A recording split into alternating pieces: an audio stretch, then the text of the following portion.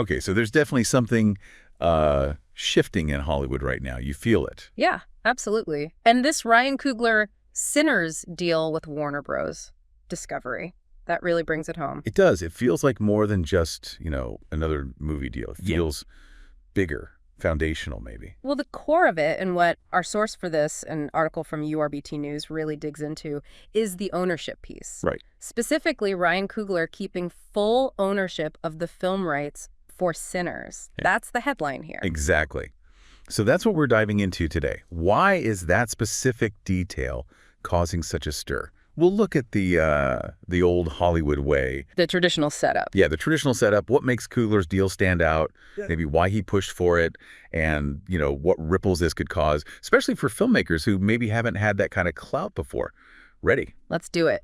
So to really get why this is a big deal, you got to look at how things usually work. For ages, the big studios held all the cards, right? They fund it, they make it, they push it out there. And crucially, they keep the rights. They own the movie, lock, stock, and barrel. So as a creator, you make the film, you get your name on it, maybe some money back if it hits big. Maybe.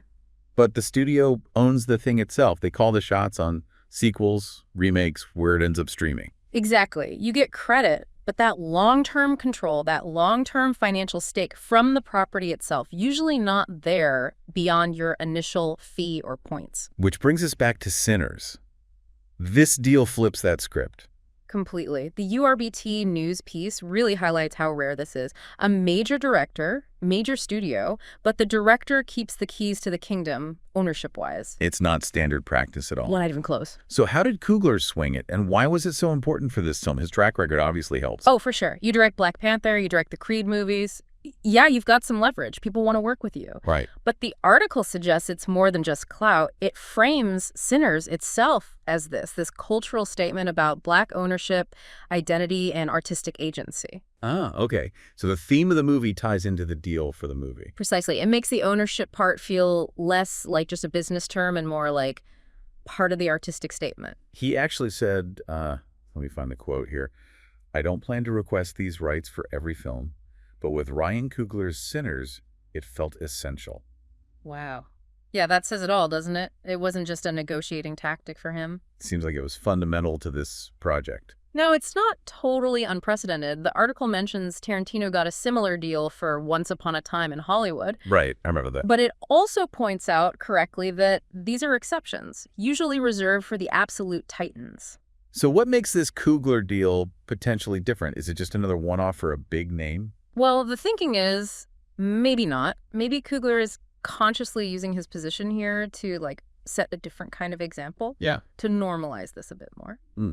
Interesting. So paving the way, potentially. That seems to be the hope discussed in the piece, that this isn't just about Ryan Coogler, but about empowering other creators to ask for more, especially when the story means something personal or cultural. And if you do get ownership, that changes things significantly down the line, artistically, financially. Oh, definitely. Artistically, you have way more say in the future of that story. Yeah. Licensing, sequels, adaptations. You're at the center of those decisions, not just a voice on the sidelines. And financially. Huge potential upside. Instead of just the upfront payment, you could see returns for years if the film has legs. It builds actual wealth from the intellectual property. Which connects back to the idea of opportunities, especially for underrepresented creators. Exactly. Financial independence, controlling your own narrative. These are powerful tools. If more creators, especially from communities that have been historically shut out, can secure ownership. That could really shift the landscape. It builds a foundation. Yeah, and it makes you wonder about the studio's perspective, too. Right. What's in it for Warner Bros? Discovery. Are they just giving away the farm? Well, the article hints that maybe studios are starting to realize that attracting and keeping top talent like Coogler might mean offering better deals, even if it means giving up full ownership. So prioritizing the relationship over just controlling the IP. Possibly. It could be a strategic shift. Secure the big hit, keep the talent happy, even if the terms are different. And the film itself. Sinners. The timing and themes seem really potent. Absolutely. It's expected to be a major cultural touchstone. And the themes. Redemption, justice, ownership. Ownership again. both personal and collective, the article says. And you can see why Coogler, owning a film about ownership, about justice, about reclaiming power, feels so significant right now. Yeah, with everything going on, all the conversations about race and power. The symbolism is really strong. It's like the deal itself embodies the movie's themes.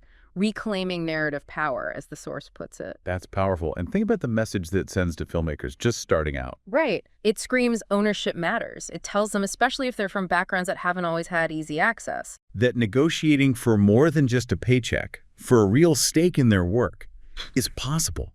It's something to aspire to fight for. It's about building a legacy, not just getting a gig. It suggests the rules aren't totally fixed. Yeah, that things can change. Which leads to the idea that this might be more than just one deal. The article suggests it could be seen, down the road, as a real turning point. A pivotal moment. Potentially. Sparking a bigger shift towards creator ownership, a rebalancing of power. There's even that quote from an industry insider. Oh, yeah. Coogler didn't just make a movie, he made a movement. Wow. That's quite a statement. Captures the feeling around it. It really does. Okay, so let's try and wrap this up. The takeaway seems clear. Ryan Coogler getting ownership for Sinners isn't just business as usual. Not at all. It's a direct challenge to the old Hollywood model. And it could, potentially, signal a move towards more power, more control for filmmakers themselves, especially those who've been marginalized. It holds out that promise, definitely. Which leaves us with a big question, really, for you, the listener, to think about. What are the long-term effects here? Yeah. Will deals like this actually change what kinds of stories get made? Will we see more diverse voices because of it? Or will this kind of ownership deal stay rare? Something only the absolute top tier, the Cooglers and Tarantinos, can command. Will it truly democratize things or just create a new elite? That's the million-dollar question, isn't it? Something to keep an eye on. For sure. We definitely encourage you to dig deeper into this whole topic, creator ownership, how Hollywood business is changing. It's a fascinating space right now. And this Sinners deal feels like it's right at the epicenter of that change.